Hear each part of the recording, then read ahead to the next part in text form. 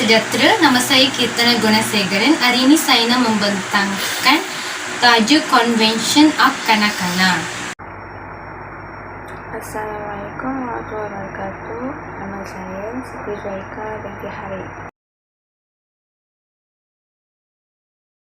Konvensyen mengenai hak kanak-kanak merupakan instrumen antarabangsa yang mempunyai ratifikasi paling banyak antara instrumen pertubuhan bangsa-bangsa lain.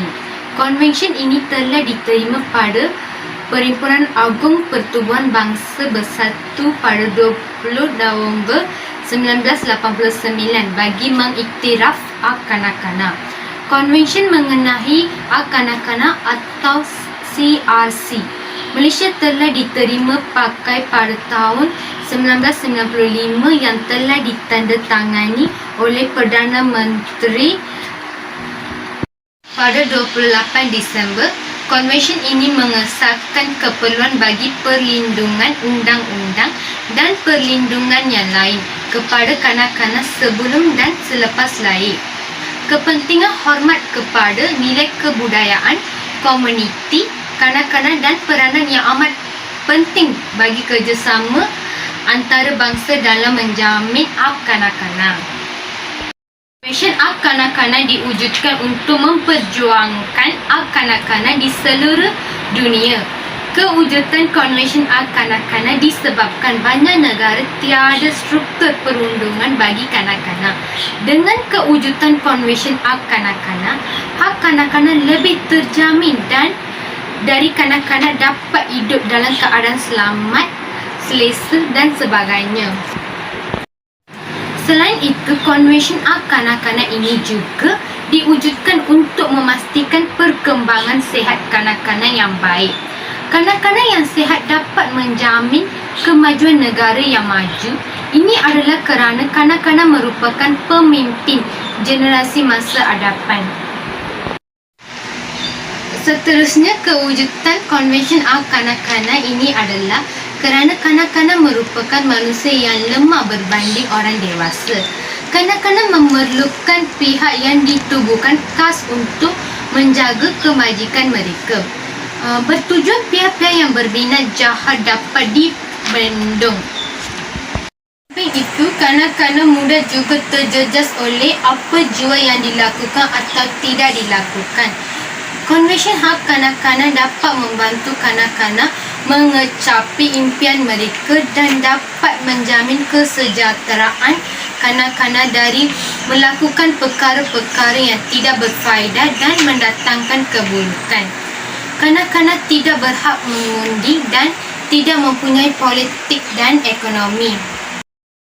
Prinsip Konvensyen hak kanak-kanak ialah menghormati dan menjamin hak kanak-kanak dari apa jenis diskriminasi tanpa mengira warna, kulit, jantina, bahasa, agama, pendapat politik atau lain-lain pendapat, asal-usul kebangsaan, kaum atau sosial, harta benda, kecacatan, kelahiran atau lain-lain status kanak-kanak itu atau ibu bapa atau penjaga saknya. Konvensyen hak kanak-kanak 1989 telah menggariskan prinsip utama iaitu kanak-kanak tidak harus diskriminasikan. Kanak-kanak harus diberi peluang mendapat pendidikan, kesihatan dan sebagainya dengan sempurna. Selain itu, kanak-kanak perlulah dilayan sama rata tidak mengira umur, jantina, bangsa serta status ekonomi. Seterusnya, kanak-kanak juga mempunyai hak kepada kehidupan dan perkembangan. Kanak-kanak perlu diberi peluang membuat keputusan dalam kehidupan dengan bimbangan ibu bapa serta guru. Mereka perlu menjalani kehidupan secara berperingkat. Sebagai contohnya, kanak-kanak perlu diberi peluang mengambil peperiksaan awam mengikut umur masing-masing. Tambahan pula, perkara-perkara yang penting dan boleh mendatangkan kesan yang positif kepada kanak-kanak haruslah diberi keutamaan.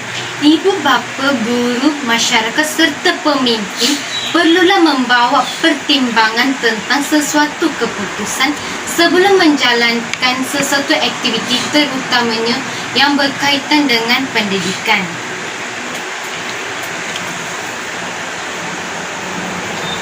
Di samping itu, kanak-kanak harus diberikan peluang melibatkan diri secara aktif dalam semua perkara yang menyentuh kehidupan mereka dan diberikan kebebasan menyuarakan pendapat mereka. Ibu bapa dan guru perlulah menggalakkan kanak-kanak untuk menyertai aktiviti seperti gotong royong, pertandingan, kursus motivasi dan lain-lain.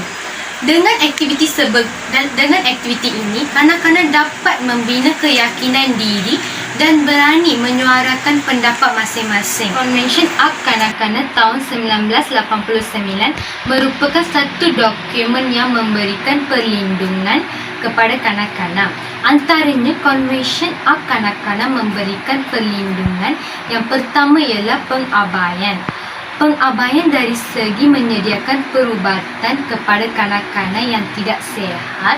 Selain itu, memberi peluang pendidikan kepada kanak-kanak yang golongan miskin, menyediakan makanan yang cukup kepada kanak-kanak yang golongan miskin, serta memberi pengawasan yang cukup dan sebagainya. Selain itu, Convention Up Kanak-kanak memberi perlindungan. Yang kedua ialah penderaan. Penderaan merujuk kepada satu pencabulan atau pelanggaran yang serius terhadap hak kanak-kanak untuk berkembang dalam keadaan sihat. Penderaan boleh dikategorikan kepada fizikal, emosi, seksual dan pengabaian. Seterusnya, Convention Hak Kanak-kanak memberi perlindungan. Yang ketiga ialah eksploitasi. Eksploitasi merujuk kepada penggunaan kanak-kanak dalam aktiviti yang membolehkan pihak lain mendapatkan faedah dari segi kewangan, seksual serta kepentingan lain yang mengancam kesejahteraan fizikal dan psikologi maupun kelangsungan hidup kanak-kanak. Sekali asas jaminan kanak-kanak mendapat haknya. Hal ini bermaksud setiap kanak-kanak tidak mengira bangsa dan agama berhak mendapat hak mereka, dan jaminan ini akan membuatkan pihak yang menafikan hak kanak-kanak boleh didakwa. Pelaksanaan Convention Up Kanak-kanak. Kerajaan-kerajaan negara setelah menyokong konvensyen bertanggungjawab memastikan hak asasi kanak-kanak direalisasikan. Perkembangan hak dipantau oleh Jawatan Kuasa Hak Kanak-kanak, Bangsa-Bangsa Bersatu, pertubuhan bukan kerajaan iaitu NGO dan agensi-agensi khusus seperti UNICEF telah diundang untuk mengemukakan pemerhatian dan pandangan mereka.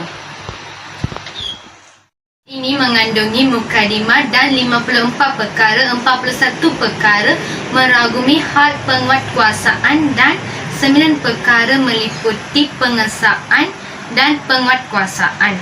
Mukadimah dalam Convention Hak Kanak-kanak yang pertama ialah memperakui setiap kanak-kanak mempunyai hak dan kebebasan tanpa mengira keturunan, bangsa, warna kulit, jantina dan sebagainya.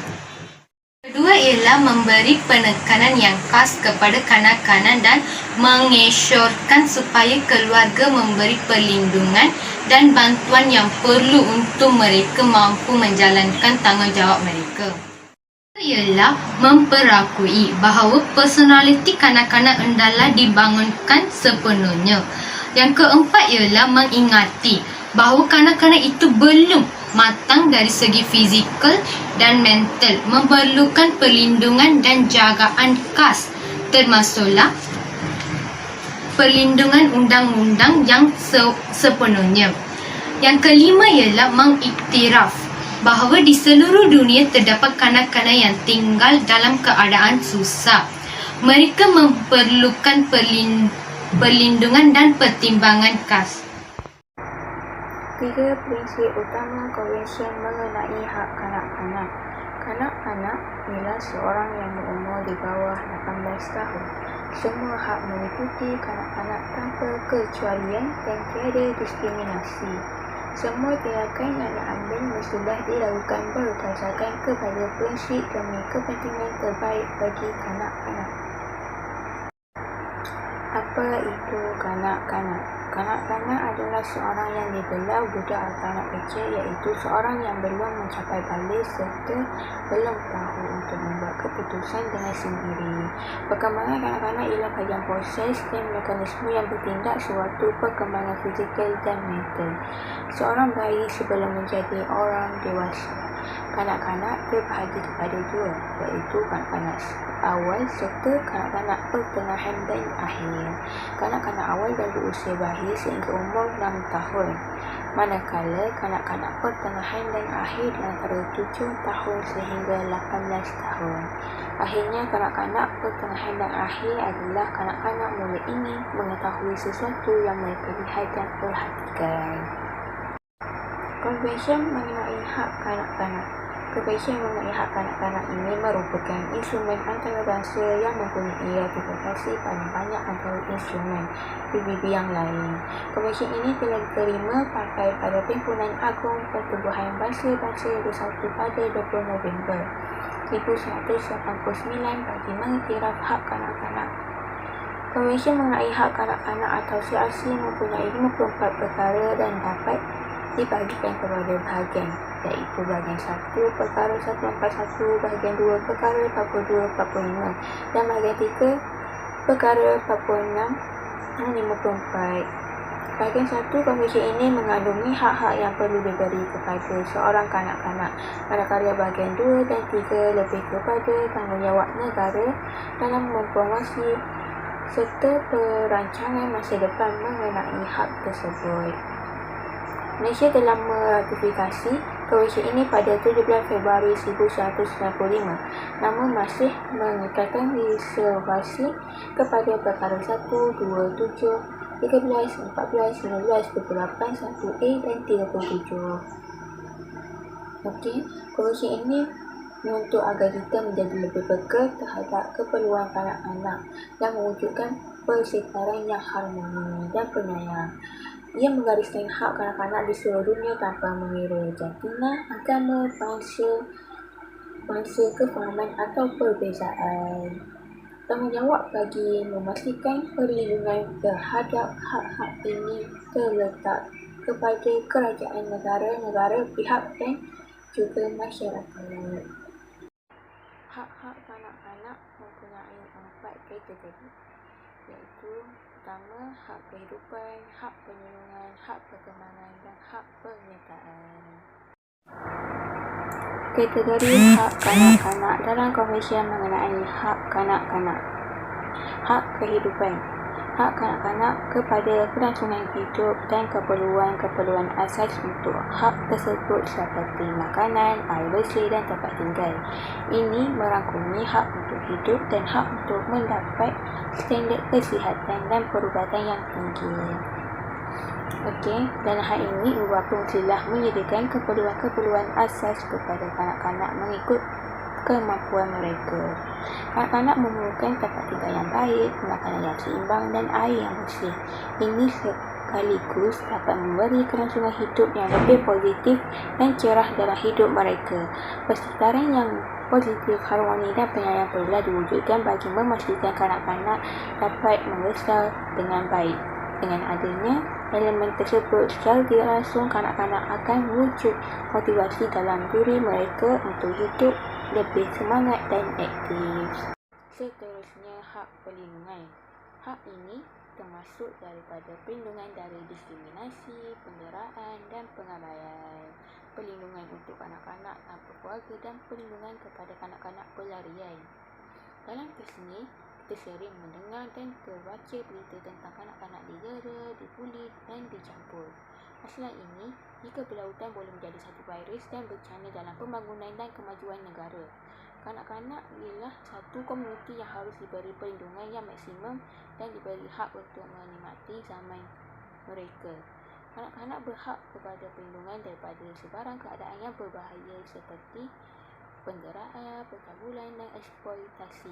Kanak-kanak tidak seharusnya dijadikan mangsa kepada sesuatu masalah.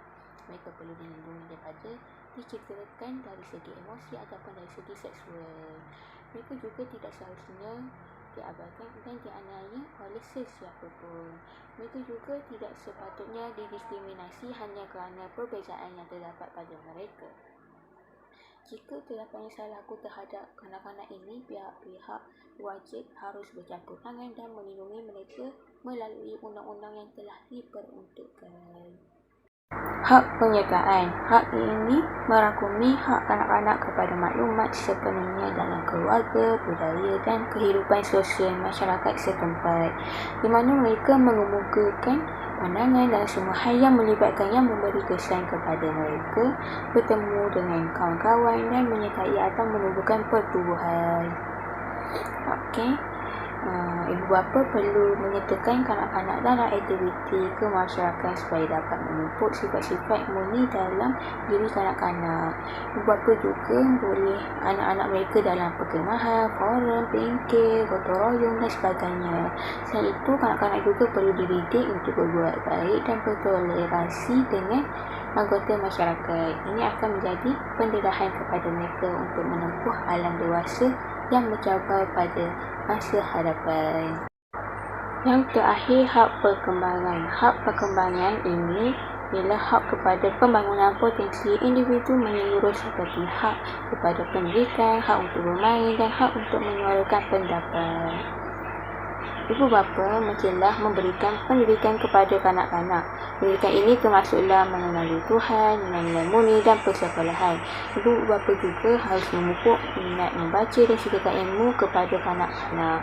Ilmu-ilmu yang baik dan bermanfaat ini adalah untuk menyediakan kanak-kanak pada masa hadapan. Kanak-kanak juga diberikan kebebasan untuk bermain mengikut kesesuaian. Melalui interaksi bermain, kanak-kanak dapat mempelajari sesuatu yang bermanfaat. Aktiviti bermain ini juga akan membentuk nilai murni dalam diri kanak-kanak dan mereka akan mengaplikasikan dalam kehidupan mereka.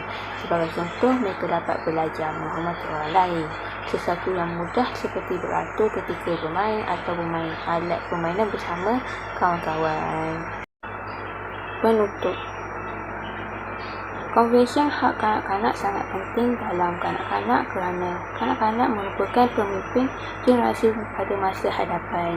Oleh itu, mereka menjadi tanggungjawab ibu bapa, guru, pemimpin dan setiap individu dalam memastikan kanak-kanak ini membesar dalam persekitaran yang harmoni, berkesepahaman dan penyayang.